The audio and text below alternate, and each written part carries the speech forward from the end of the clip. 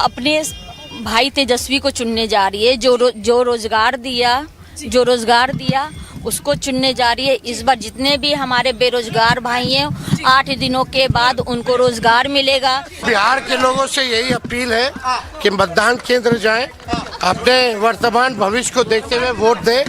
नौकरी, रोजगार, कारखाने बिहार में खुले, अच्छी शिक्षा चिकित्सा हो, पढ़ाई दवाई कमाई की जो बात करे उसको जो है मतदान करे। दोनों बेटा के शुभकामना है। प्रताप भी चुनाव लड़ रहे हो।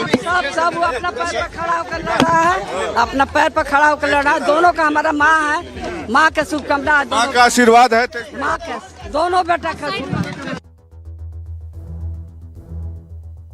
राजनीतिक दलों का कहना है कि इस बार महिलाएं और युवा बड़ी तादाद में घर से बाहर निकले हैं, इसीलिए सुबह से ही भारी वोटिंग दर्ज की जा रही है। जानकारों के मुताबिक इस बार चुनाव से पहले एसआईआर की प्रक्रिया की वजह से वोटर लिस्ट से फर्जी नाम हट गए। इसके बाद असली वोटर मैदान में हैं और जमकर वोटिंग हो रही है। छठ पर तमाम प्रवासी वोटर घर पहुंचे हैं और थोड़े दिन रुककर ये भी मतदान कर रहे हैं। साथ ही कार्यकर्ताओं की लामबंदी और युवा वोटरों के उत्साह की वजह से भी बम्पर वोटिंग हो रही है।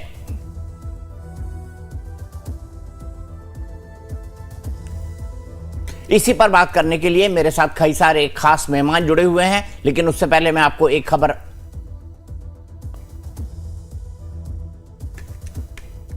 ठीक है, मेरे सहयोगी धीरज ग्राउंड जीरो से मेरे साथ जुड़ गए हैं सीधे। धीरज, आप किस सीट पर मौजूद हैं और क्या चल रहा है वहां पर?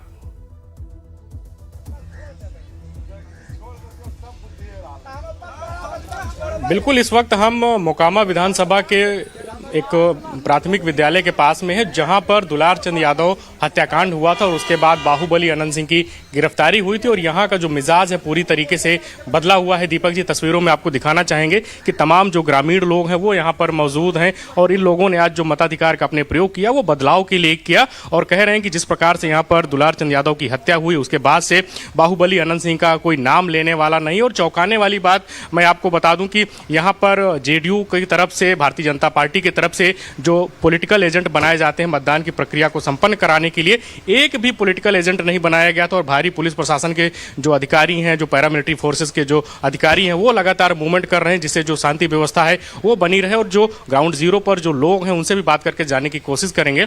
आज आप लोगों ने मतदान किया है, जी, क्या सोचकर मतदान किया है? मतदान सर बदलाव के लिए मतदान किए हैं, जनता के हित में, मतलब जो अच्छा काम हो सके उसके लिए यही सोच के वोटिंग किए हैं हम लोग। यहाँ पर बाहुबली अनंत सिंह के ऊपर आरोप है कि उन्होंने दुलार चंद यादव का हत्या किया था, उसके बाद कहा जा रहा है कि यहाँ पर पॉलिटिकल एजेंट भी जेडीयू या बीजेपी के लोग नहीं रहे हैं। क्या सोचा इस बार के बदलाव के बारे में? एक तरफ तो आप खुद बोल रहे हैं कि बाहुबली अनंत सिंह, फिर बोल रहे हैं उनका पोली एजेंट भी नहीं बैठा है। दोनों बात तो आप ही कर रहे हैं। कोई एक तरफ आप ही करके सवाल पूछिए पहले। यहाँ पे उनके पॉलिटिकल एजेंट, जैसे कि हम लोगों ने यहाँ लोगों से बातचीत की तो नहीं मिले, तो नहीं मिले तो आप उसके फिर आपसे हम पुष्टि कर रहे हैं ना कि बहुत सारे लोगों ने कहा आप दुलार चंद जी के परिवार से हैं, यहाँ पर मौजूद हैं आप। बेचारा वो लोग तो सदमे में है, किसी के घर में अपशगुन हुआ है तो आदमी तो सदमा में, जो हुआ है बहुत गलत हुआ। हालांकि आप अपर कास्ट या फॉरवर्ड वाले या बाभन समाज के भी लोगों से पूछेगा तो वो लोग भी बोलेगा गलत हुआ। कोई भी किसी भी हिंसा भी चीज़ को सपोर्ट नहीं करता। बाकी बात रही हमारे गांव के विकास की, तो आप गांव का विकास तो खुद देख सकते हैं। आप हमारे गाँव में खुद आए, आप ही विश्लेषण करके बताइए कि आपका जहाँ घर होगा, जहाँ के भी आप रहने वाले हो, आप अपने हिसाब से इस गाँव को कितना रेट देंगे? आप अपनी जगह से आए जहाँ से, आप खुद यहाँ पर 1/10 दीजिएगा। जैसा कि हम लोग भी हर जगह घूमने जाते हैं, ना यहाँ पर पढ़ाई की व्यवस्था है, ना हॉस्पिटल की व्यवस्था है, ना स्कूल की व्यवस्था है, ना हमारा रास्ता सही है। एक भी लग्जरी गाड़ी इस रोड में जा सकती है? आप भी इनोवा से आए होंगे तो इनोवा आपकी 4 जगह फंसी होगी। हम लोग मजबूरी में स्कॉर्पियो रखते हैं ताकि घर जा सकें, घर से आ सकें। यहाँ पर सुविधा नहीं है, आदमी सुविधा के लिए वोटिंग कर रहा है, बदलाव के लिए वोट कर रहा है। बस यहाँ पर कुछ बुजुर्ग भी हैं, उनसे भी बात करके जानने की कोशिश करेंगे। दादा, आज आप लोगों ने मतदान किया है, क्या कहना चाहेंगे? किन मुद्दों को लेकर मतदान किया दादा? किन मुद्दों को लेकर मतदान किया है? कौन मुद्दा? यहाँ पर विकास को लेकर मतदान किया है, किन मुद्दों को लेकर मतदान किया है? की होते नहीं होते जीतला के बाद है ने, अखने हमें मुद्दा रख लेबी तो वह मुद्दा से काम हो जीते। बूथ पर जाकर के दारू पी, अभी भी दारू पिए हुए हैं, अभी नदियामा से लोग दारू पी करके फिर सब चढ़ा हुआ है। ये तस्वीरें आप देख रहे हैं लखीसराय से, जहां विजय सिन्हा और अधिकारियों के बीच बहस हो रही है। राजद के गुंडा को हम ठीक कर देंगे। राजद के गुंडा को गाड़ी नहीं छेकता, दारू पी के गुंडा कर रहे हो। ये दारू पिए हुए गुंडे कर रहा है, राजद का एमएलसी है, ये राजद का एमएलसी गुंडे कर रहा है। ठीक है, यहाँ पर जो बहस चल रही है अधिकारियों के साथ नहीं बल्कि आरजेडी के एमएलसी अजय कुमार हैं, वो विजय सिन्हा से लगातार बहस कर रहे हैं। चलिए, इसीलिए दारू पी के नौटंकी करते हो। दारू पी के नौटंकी, दारू पी के बूथ पर क्यों गए हंगामा करने? अरे तुम्हारा गुंडा कब्जा कर रहा था जो लाखों रुपया सबसे बड़ा गुंडा तो तुम हो कि गुंडे करते हो जाके दारू पी के। कब्जा करना चाह रहा था, नहीं होने दिए, कब्जा होने नहीं दिए। दारू पी के जाने का ये उचित नहीं है कि इनके गुंडा कब्जा करना गंदा गुंडा तो तुम है, आप लोग। ये सरकारी देख लीजिए कितना जबला लेकर चल रहा है, इनको राइट है जबला लेकर चलने का। आपको राइट है तो बूथ पर जाकर गुंडे करिए। नदियामा में घेरे हुए लोग हैं, नदियामा में कैसे घेर लेता आपको? नदियामा में कुल गाँव वाला घेर लेता, अभी हमको बुलाया है। अरे भाई आप देख लिए कि कौन गुंडे कर रहा है, गाड़ी छेक के हमारा गाड़ी को रोका है। गुंडे करते दारू पी के, इनका जांच करवाइए। तुम कौन होता है जांच करने? जांच होगा, आपका जांच होगा। जांच प्रशासन करेगा रे, जांच प्रशासन से ही मांग कर रहे हैं, दारू पी करके मांग करो। शराबबंदी है और दारू पी करके गुंडे कर रहा है बूथ पर जाकर के। मांग करो, देखिए गुंडे का, देखिए दारू पी के महक रहा है, दग दग मुख महक रहा है। अरे लगाने दीजिए ने, इनका काम है दिन भर झूठे बोलना। दग दग मुख महक रहा है दारू पिए हुए, देखिए दारू पी के दग दग मुख महक रखा है। अरे महुआ दारू पिया या कोई दारू पियो, दारू दारू है।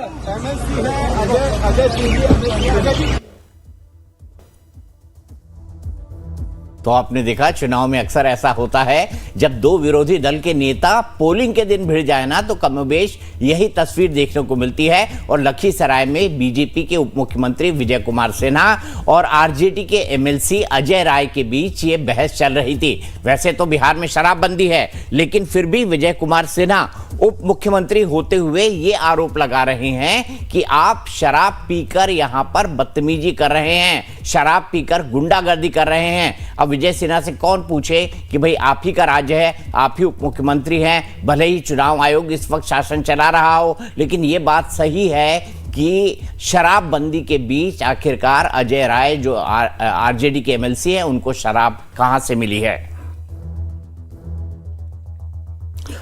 इससे पहले लखीसराय में बिहार के उप मुख्यमंत्री विजय कुमार सिन्हा के काफिले पर हमला हुआ है।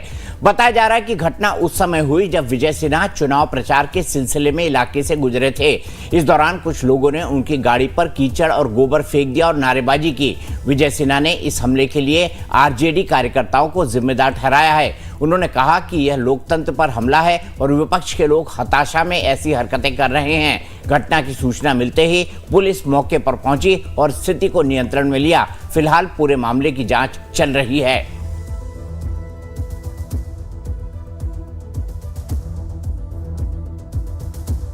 इसी पर बात करने के लिए मेरे साथ कई सारे खास मेहमान जुड़ गए हैं। मेरे साथ बीजेपी के प्रवक्ता सुमित श्रीवास्तव हैं, मेरे साथ एजाज अहमद जी हैं जो कि आरजेडी के प्रवक्ता हैं, मेरे साथ मनोज लाल दास मनु हैं जो कि जेडीयू के नेता हैं, मेरे साथ आकाश यादव हैं जो कि कांग्रेस के प्रवक्ता हैं। लेकिन सबसे पहले मैं चलूंगा दिलीप कुमार सिंह जी के पास जो कि हमारे एडिटर इन चीफ है। वो हमारे साथ सीधे ग्राउंड जीरो से जुड़े हुए हैं। सर, लगभग 57% से ऊपर 57 दशमलव समथिंग का वोट परसेंटेज आया है। इसको राउंड फिगर में हम कर ले तो ये 58% आ जाता है। ये बढ़ा हुआ वोट परसेंटेज क्या कहता है? पहले तो ये कहा करते थे कि बढ़ा हुआ वोट परसेंटेज मतलब ये वोट सत्ता के खिलाफ जाने वाला है। क्या आप इस तरह की कोई आशंका आपको दिखाई दे रही है वहां पर ग्राउंड जीरो पर?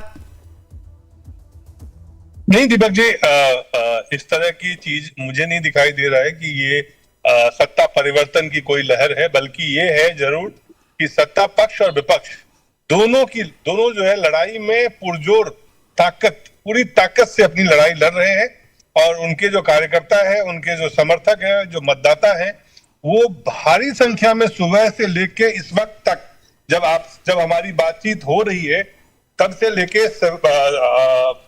जो सवेरे हमारी बातचीत हुई थी तब भी और इस वक्त भी लंबी लंबी कतारें हैं बूथ पे और अभी भी लोग डटे हुए हैं।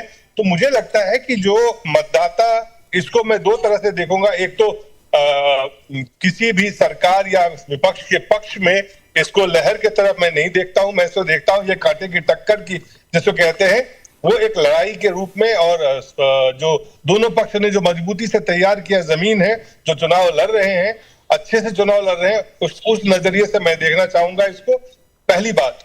तो दूसरी बात यह कि बिहार के लोगों का यकीन लोकतंत्र में मुझे लगता है ज्यादा मजबूत हुआ है, ज्यादा लोग उसे उत्सव की तरह मना रहे हैं, क्योंकि बुजुर्ग हो, महिलाएं हो, युवा हो, तमाम लोग बूथ पे आपको नजर आएंगे। ये नहीं कह सकते सिर्फ बुजुर्ग आ रहे हैं या सिर्फ महिलाएं आ रही हैं, बल्कि युवा भी उसी संख्या में है। तो मुझे लगता है कि बिहार में कहीं ना कहीं ये जो लगभग 60% की 3 बजे तक की जो आपके पास आंकड़े थे कि मुजफ्फरपुर और कुछ इलाकों में जहां 59 पॉइंट समथिंग का जो आंकड़ा गोपालगंज में थे, मुझे लग रहा है कि ये जी, तो वो मुझे लगता है कि ये एक अच्छा संकेत है। लोकतंत्र की जीत तो हुई है। चुनाव आयोग पे जो तमाम हमले हुए हैं, चुनाव आयोग ने ये दिखाया है कि चुनाव प्रबंधन जो है आज भी जिसे कहते हैं बेहतर तरीके से यहाँ जारी है। आपने चुनाव प्रबंधन की बात की, लेकिन सर एसआईआर का भी इंपैक्ट आपको दिखाई पड़ रहा है, क्योंकि 65 लाख ऐसे वोट कट गए जो इनएक्टिव थे, जो या तो जो मृत हो गए थे, या जिन्होंने अपना एड्रेस बदल दिया था, या जो परमानेंटली उस जगह को छोड़कर चल गए थे। तो उसके कारण भी ये थोड़ा वोट प्रतिशत बढ़ा हुआ दिखाई देगा, क्योंकि 65 लाख वोट पूरी लिस्ट से 7.5 करोड़ में माइनस हुए हैं। 65 लाख में से कुछ ऐसे भी हैं जो जिससे आप मतदाता सूची में हमेशा से कभी भी आप पहले भी चुनाव में भी 89 के साथ चुनाव को लगातार मैंने कवर किया है। तो इस तरह की शिकायतें लोगों की अक्सर रहती है कि उनका नाम कट गया है, और बिहार में भी ये शिकायतें आज भी है। कैसे, जैसे मैं गायघाट की बात करूं, वहां से कई मतदाताओं ने हम जब वहां उन्होंने शिकायत की, वो एक कास्ट विशेष, जाति विशेष होने के नाते उनके जो है कुछ नाम को काट दिया गया, और उन्हें बाद में बताया गया कि उनकी मृत्यु होने के कारण उनका नाम नहीं है, जबकि वो जिंदा भी है और उनके पास आधार कार्ड भी है। इस तरह की शिकायतें हैं, लेकिन ये बहुत कम सुनने को, जहां जहां हम पटना हो, उसके बाद फिर मुजफ्फरपुर, वैशाली, दरभंगा होते हुए सहरसा और मधेपुरा तक हम पहुंच चुके हैं। तो यहां तक आने में हमें इक्के दुक्के शिकायतें तो मिली, लेकिन ज्यादा से ज्यादा लोग मतदान केंद्र पे अभी भी लाइन लगा के खड़े हैं। ये एक बेहतरीन नमूना है लोकतंत्र की जीत का। आपको 14 तारीख को पता चलेगा, लेकिन आपकी आवाज कट रही है सर, आपकी लगातार आवाज कट रही है। मैं एक बार फिर से कोशिश करके आपसे कनेक्ट होऊंगा। मैं सीधे चलता हूं बीजेपी के प्रवक्ता सुमित श्रीवास्तव जी के पास। सुमित जी, सबसे पहले आपसे जानना चाहूंगा, ये बढ़ा हुआ मतदान प्रतिशत क्या कहता है आपके हिसाब से? देखिए, ये बिहार की आम जनता का मूड है, और बिहार की आम जनता झोली भर भर के एनडीए को आशीर्वाद देने का काम कर रही है। ये विकास का वोट है, ये सुशासन का वोट है।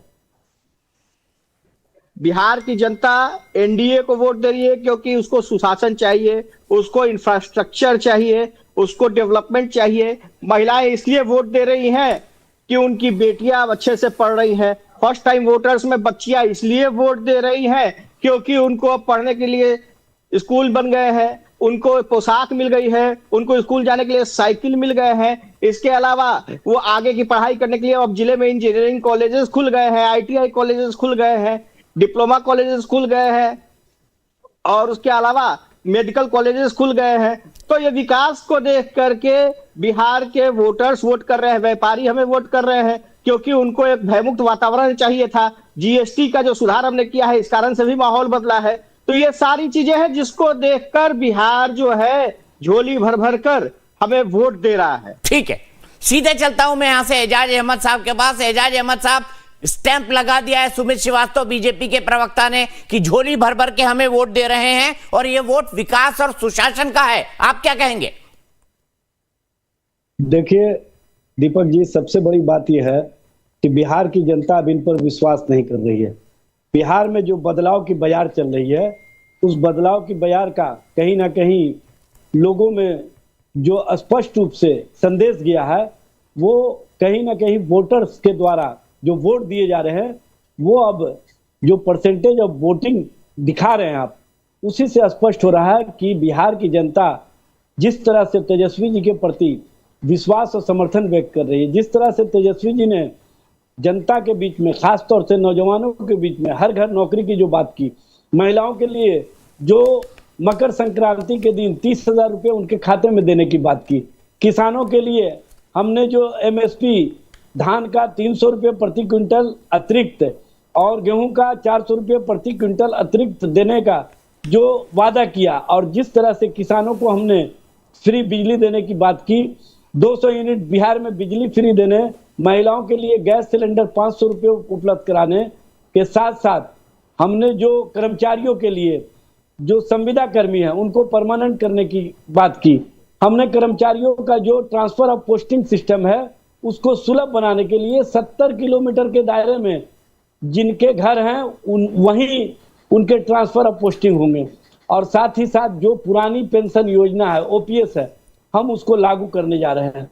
तो बिहार की जनता तेजस्वी जी पर इसलिए विश्वास कर रही है कि उन्होंने जब 2020 के चुनाव में वादा किया था कि हम मुख्यमंत्री बनेंगे तो 10 लाख लोगों को एक कलम से नौकरी देने का काम करेंगे। और आपको भी पता है दीपक जी, जब 2022 के बिहार में परिवर्तन की राजनीति हुई और महागठबंधन की सरकार बनी, तो तेजस्वी जी ने 5.5 लाख नौकरियां दी और 3.5 लाख रिक्तियां प्रक्रियाधीन छोड़ करके आए, लेकिन उसको भी ये लोग फुलफिल नहीं कर सके। बिहार में जो चिकित्सा का क्षेत्र है, जो शिक्षा का क्षेत्र है, वो पूरी तरह से चरमरा चुका है, और नीति आयोग की रिपोर्ट में ही स्पष्ट रूप से आ गया है कि इन क्षेत्रों में बिहार फिसड्डी राज है। तो बिहार में जो भ्रष्टाचार को सदाचार और शिष्टाचार का रूप दे दिया गया, बिहार में जो सरकार का इकबाल समाप्त हो गया, बिहार में अपराधियों के रहम करम पर जो सरकार चल रहा है, और जिस तरह सत्ता संरक्षण में अपराधियों का बोलबाला है, तो लोग ऐसे खटारा और नकारा सरकार से मुक्ति के लिए बदलाव की दिशा में तेजस्वी जी के प्रति सकारात्मक सोच और सकारात्मक दृष्टि के बाद बिहार की जनता ने वोटिंग का जो पैटर्न आज दिखाया है, ये स्पष्ट रूप से 14 नवंबर को बिहार और बिहार की राजनीति के लिए एक ऐतिहासिक दिन तो होगा ही, केंद्र की सत्ता के लिए भी कहीं ना कहीं भारतीय जनता पार्टी के जो केंद्र के स्तर के सारे नेता, चाहे प्रधानमंत्री हो, चाहे गृह मंत्री हो, चाहे रक्षा मंत्री हो, चाहे दिल्ली कैबिनेट का सारा सदस्य हो, चाहे भाजपा शासित राज्यों के मुख्यमंत्री हो, सभी का ये संकेत है कि बिहार में इन लोगों की दाल नहीं गल रही है, नहीं गल रही है। यही पर रुक जाइए एजाज अहमद साहब, आपने तो पूरा अपना मैनिफेस्टो गिना दिया,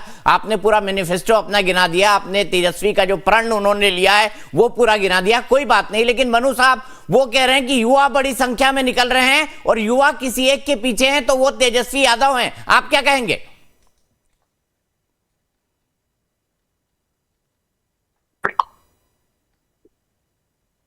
मनु साहब मेरी आवाज मिल पा रही है आपको?